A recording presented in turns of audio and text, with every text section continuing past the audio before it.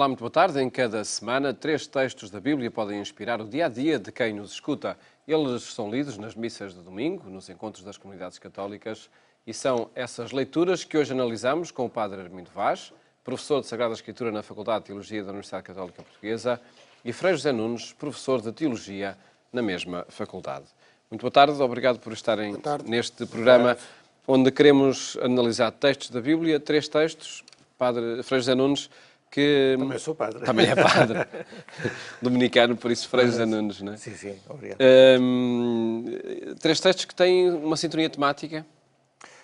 Sim, eu acho que se pode dizer, há um tema genérico que é o da generosidade, da entrega, da partilha, de dar do muito ao pouco que se tem, portanto ser generoso. E nesse aspecto fala-se de 2 viúvas, já lá vamos aos textos, não é? Tanto na primeira como na terceira, como no Evangelho.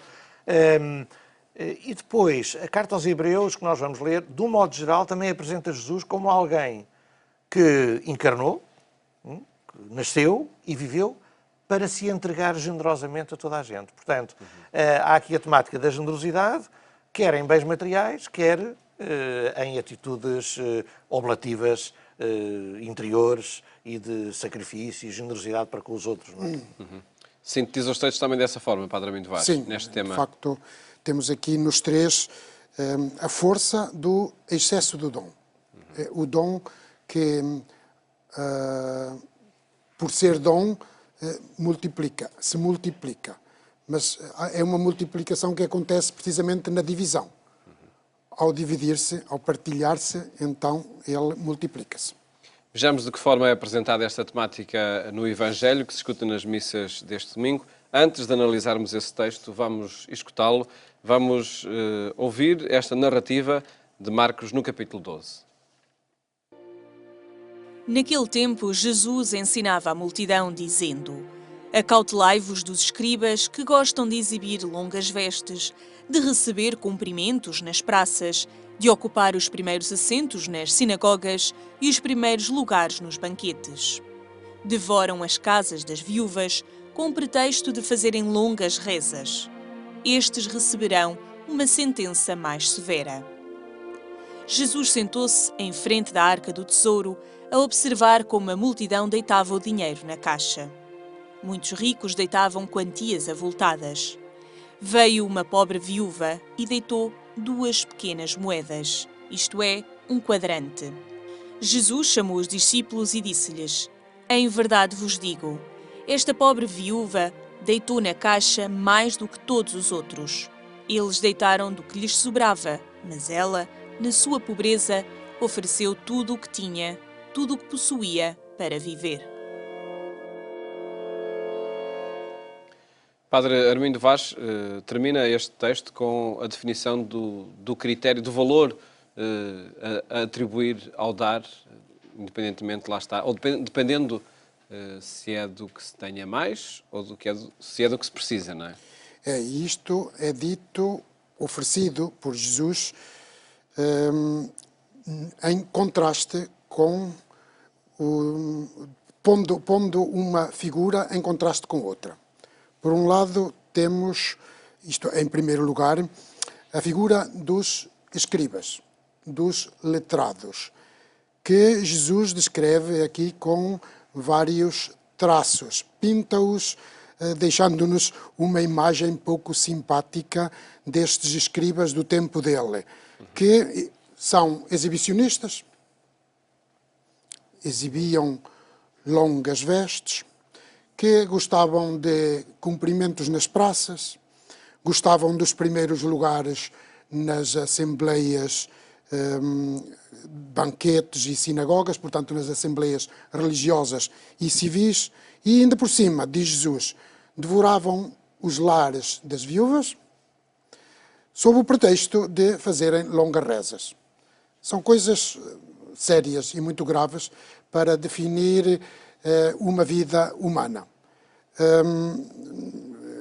Dificilmente uma pessoa se diria realizada a fazer estas coisas que faziam estes letrados.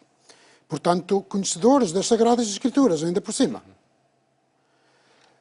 Exibicionistas, portanto, algo vaidosos, e que procuravam os cumprimentos e os louvores das pessoas. Mas o mais grave ainda está em que devoravam as casas das viúvas, ou seja, pelo visto, aproveitavam-se da fraqueza das pessoas ou de grupos humanos mais débeis, fragilizados, como eram as viúvas, para lhes levarem alguma coisa e ainda por cima, sob o pretexto de que iriam rezar por elas. Em contraste... Receberão uma sentença severa, diz o Uma texto. sentença severa. Jesus é severo relativamente a isto. Eu diria que ele não é crítico propriamente contra as pessoas, contra estas pessoas, mas é crítico certamente contra este tipo, digamos, contra esta imagem de pessoa que eles poderiam representar. O outro, em contraste com estas pessoas, Jesus apresenta-nos um modelo de ação, um modelo para a vida, que está aqui pintada na pessoa de uma viúva. Uma viúva que na sala do tesouro, portanto no templo, aquela parte do templo que era pouco simpática para Jesus, porque tinha algum simbolismo de exploração da sociedade e, sobretudo, dos mais pobres, a favor do religioso. O religioso, segundo Jesus, não deveria viver a partir da exploração de uma sociedade, mas sim pelo próprio trabalho. Ora, esta viúva, diz Jesus, dá um pequeno óbolo em comparação com aqueles ricos que davam tanta coisa. Jesus, desta maneira, proclama um paradoxo, dizendo que, ou significando que o que é menos vale mais, o pouco do pobre vale mais que o muito do rico. Dar do supérfluo significa não dar o essencial, que é a pessoa. Era o que faziam os ricos. O que vale é a totalidade do dom, como aquela viúva. Com o seu dom, ela dá-se a si própria. A sua oferta, portanto, não é para sustentar o templo. É um símbolo de amor da sua vida, da sua pessoa. Ela faz de Deus o valor supremo, acima da própria pessoa. E faz depender de Deus a sua vida. Aqui é que está a grandeza do seu dom. E, portanto, ela aparece como exemplo de um amor total a Deus. Ela representa o Israel fiel a Deus.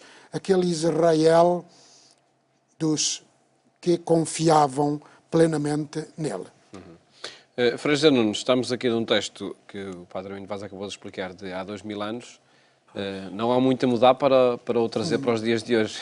Não, olha, até coisas que o Padre Armindo estava a dizer, nós, por exemplo, desde pequenos, eu creio que tanto o Paulo como o Padre Armindo como eu, ouvimos darem-nos conselho e dizerem-nos e avisarem-nos, olha, tu queres dar roupa aos pobres? Não desde a roupa usada, só, quer dizer, ou sobretudo dessa, que às vezes até roupa que já não te interessa, quer dizer, quem tem muito e dá do que lhe sobra, não é bem isso que nos é pedido. O que nos é pedido é dar mesmo daquilo que nos faz falta, não é?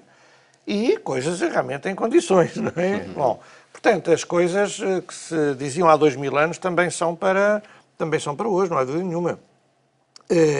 E este aspecto realmente de quem às vezes parece que dá pouquinho, no fundo está a dar muito mais do que quem parece estar a dar muito, porque está sem implicar ele próprio nisso, não é?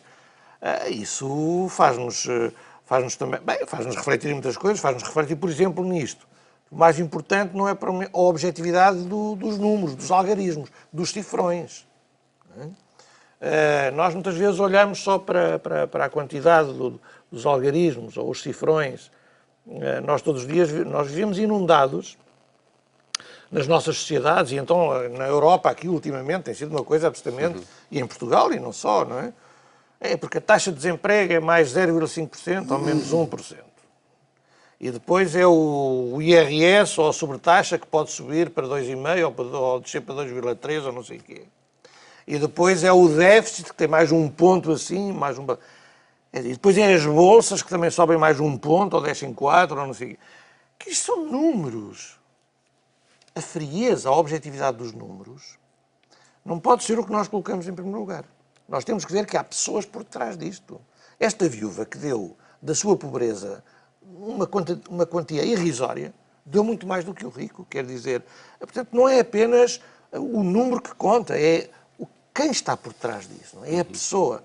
E quando nós olhamos, por exemplo, para estas realidades sociais, que depois são quantificadas estatisticamente em números, nós temos que pensar, sobretudo, que há pessoas por trás disto, não é? Quer dizer, que há pessoas a viverem dramas. O que é que a mim me interessa que o desemprego esteja a 17% ou 14%?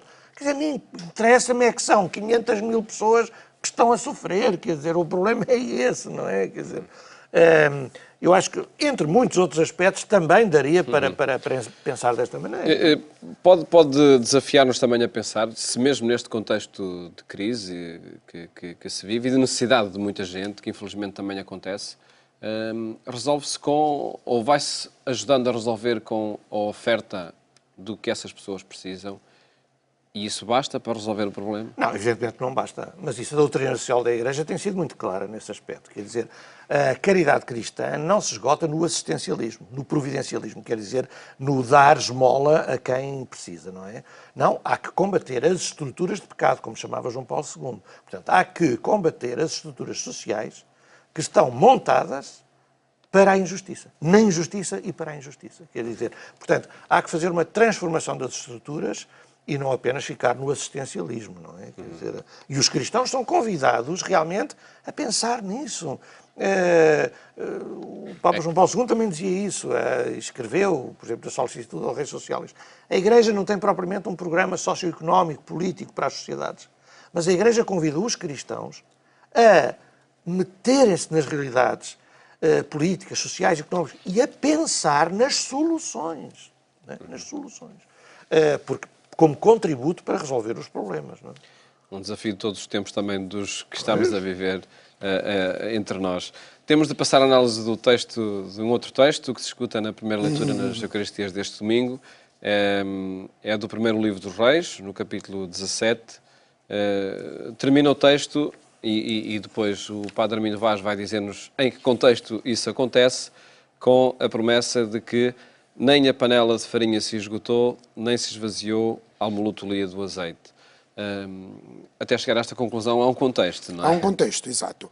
O versículo na Bíblia, do primeiro livro dos Reis, o versículo anterior ao início deste trecho escolhido para a liturgia, diz assim: a palavra do Senhor dirigiu-se a Elias, dizendo: levanta-te, vai para Sarepta de Sidom, na Fenícia, e fica lá, pois ordenei a uma viúva de lá que te alimente. Elias levantou-se e foi para Sarepta. E aí começa o texto. E aqui começa o texto. E diz que Elias encontrou a viúva e pediu-lhe água e depois também pão. A viúva lamentou-se, dizendo que só tinha um bocadinho de farinha e que isso não servia para nada. Elias insistiu: vai, faz, que isso chegará para mim, para ti e para o teu filho. E assim acontece. E então chega a essa conclusão. Ora bem, qual é o contexto histórico-religioso deste texto? Estamos no século IX a.C., por volta do 850 a.C. E em Israel, no chamado Reino do Norte, que tinha capital em Samaria, reinava o rei Acabe, casado com uma princesa, filha do rei de Tiro e Sidom, da Fenícia.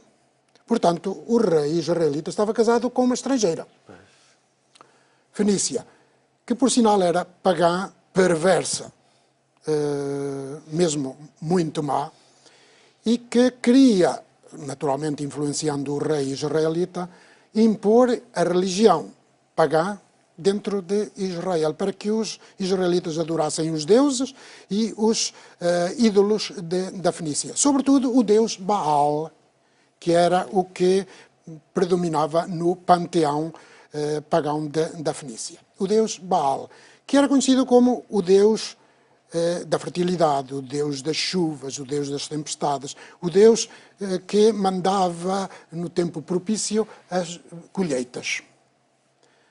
Ora, muitos israelitas estavam a passar-se para esse lado, por medo, por perseguição, por parte de Jezabel, a tal esposa do rei Acabe, estavam a passar para o paganismo.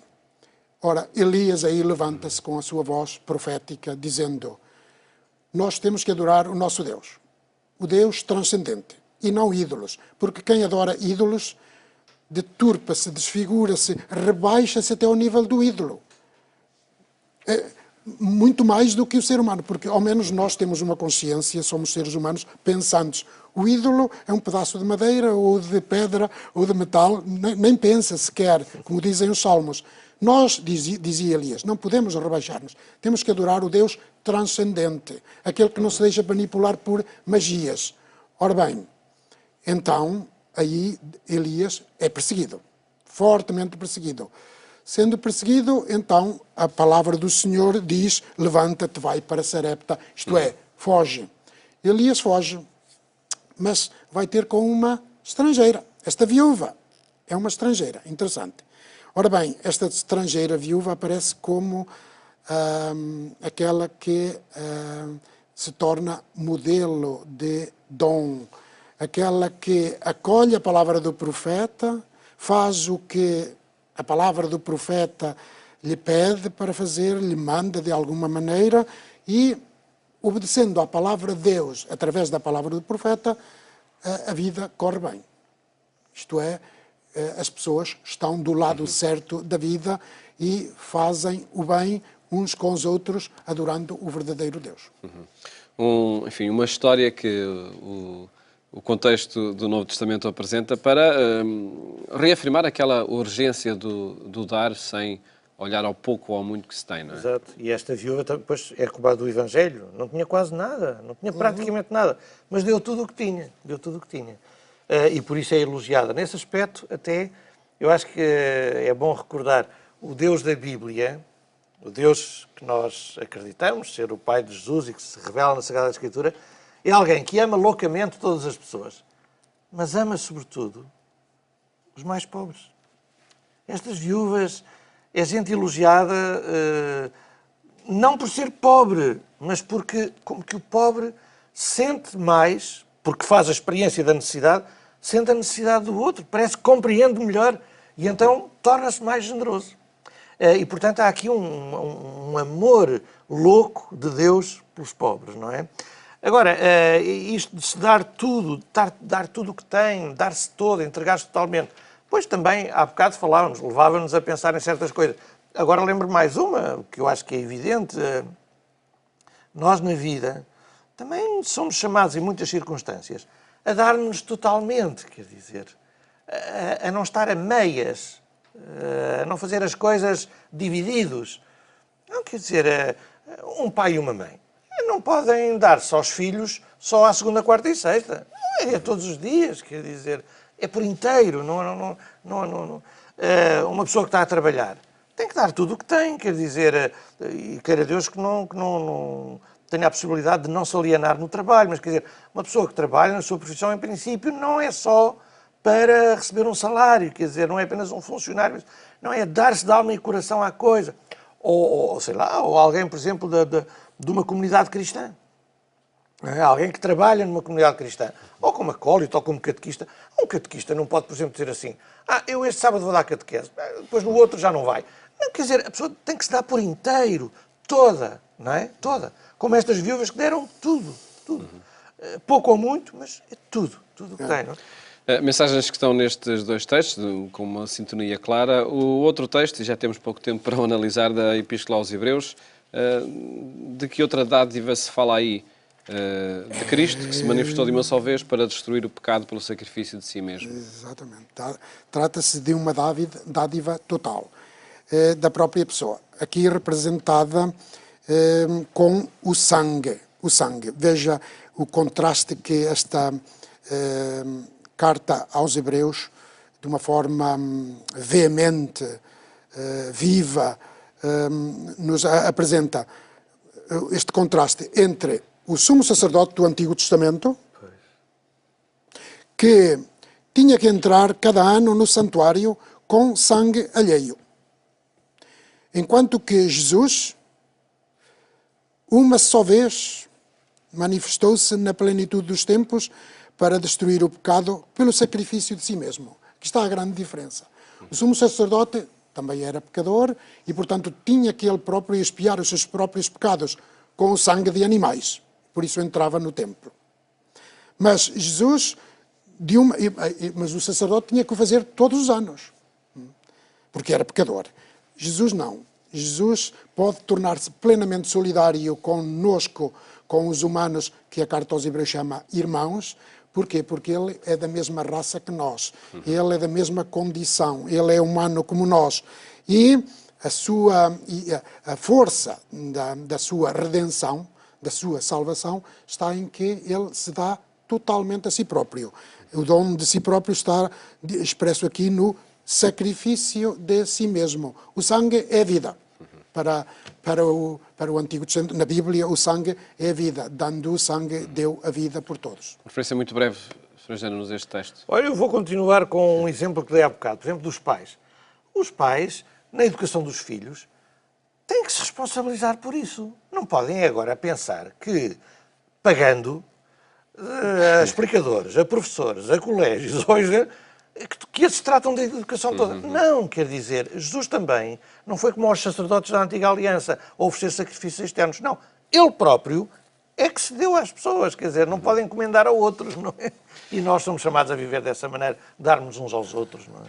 Desafios que saem e emergem destes textos que se escutam nas Eucaristias deste domingo, que agradeço terem estado aqui neste programa, onde os quisemos analisar.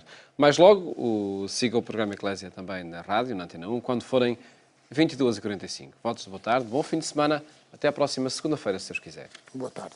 Boa tarde.